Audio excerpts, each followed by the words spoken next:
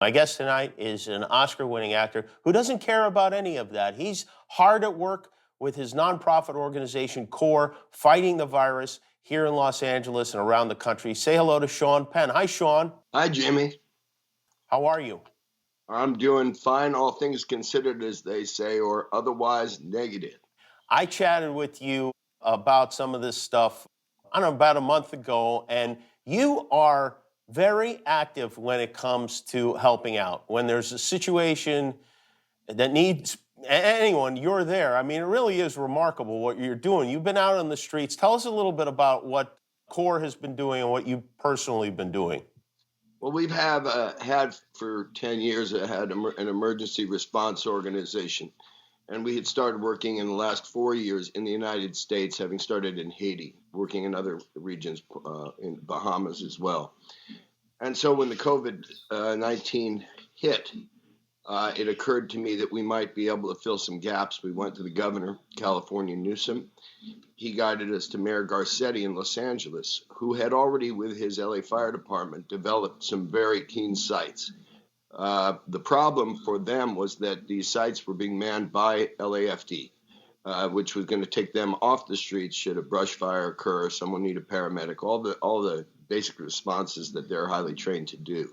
So they trained up our people. We recruited many from the Peace Corps and other groups, trained them up within CORE, and were able to absorb those sites for the city of Los Angeles. Out of those experiences, we got a grant from Jack Dorsey's Start Small Fund, along with a grant from the Rockefeller Foundation. We're able to expand the model across the country.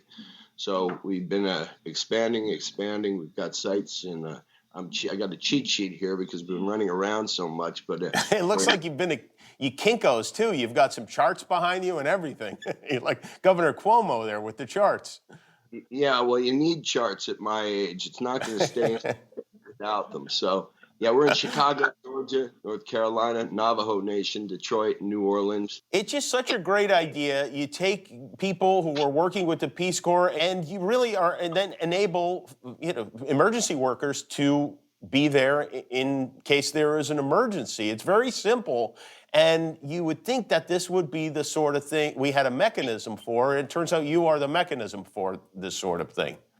Well, we're hoping that there'll be more mechanisms. The idea is in picking these particularly marginalized areas as we go out around the country, to do it very visibly. And we put out a manual through our website where other organizations can get merged with local government and put these sites up and just get people tested. That's our lane. It's the diagnostic test, not the serology or antibody test. Our test sites tell you if you're positive or negative. And the upside of that is if you're positive, you know to notify the people close to you, notify people you've been in contact with, and watch for your own health. And God forbid you start to get respiratory symptoms, get yourself to a hospital. So you have been tested regularly because you are in situations where you could be exposed to the virus. And we have a video here because I don't think a lot of people know exactly what the test for COVID-19 is like, the nasal test. So let's take a look at this video. Here's Sean being tested.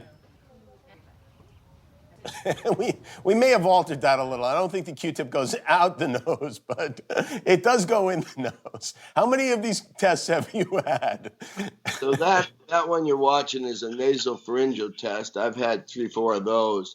I've also had the throat test. There are different tests depending if you're doing a walk-up or a drive-through test site. For example, we just opened Dodger Stadium, which is capable of 6 tests a day. And in that case, it's much, much better where people do the test on themselves. We have navigators at each of the hot zones to help them get through the test, make sure that they're administered properly so that their tests come back with as much efficacy as possible. But so that you can march through and get a lot of people through. Next month, you're doing something that not only is it for a great cause for CORE, it also sounds like a great piece of entertainment. Tell us what you're doing specifically. Dane Cook called me and gave us our first COVID-19 donation and really got us started in the field. And then he followed up with that with an idea of doing a streaming table reading. And this is something you'd have to go, I guess, at Danon to find out exactly the when and the where to see it. And so we're doing, we've got an amazing cast so far together. We're still to cast a couple of roles, something I'll circle back to. And we're doing a reading of Fast Times at Ridgemont High, introduced by Cameron Crowe and Amy Heckerling.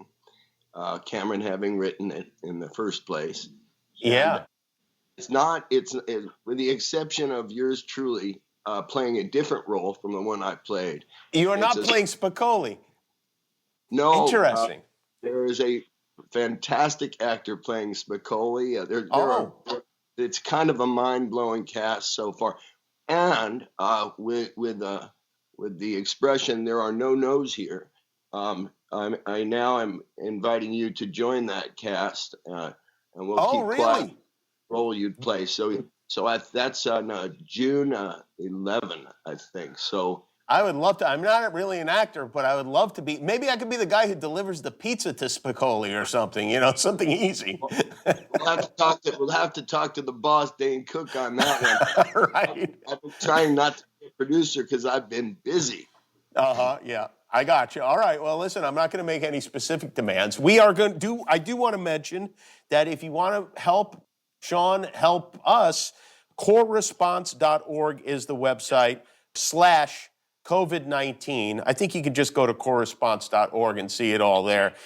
Sean, I'll be making a donation to that. I hope our viewers chip in and make a donation. And hey, thanks for always being there when people need you. You are an inspiring individual for sure. So thanks, Sean Penn. I appreciate it. I thank you. And I just want to say we really do need the support. In every one of these locations we expand to, we are hiring locally.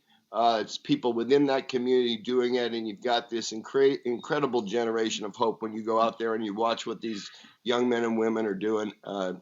Every day, you know, on these hot tarmacs for 8-hour shifts, doing COVID tests with their partners, the people that are tested, because that is the partnership of the citizenry in this one. Sean Penn, everybody. We'll be back with our healthcare hero of the week. Jimmy Kimmel Live. This is ridiculous.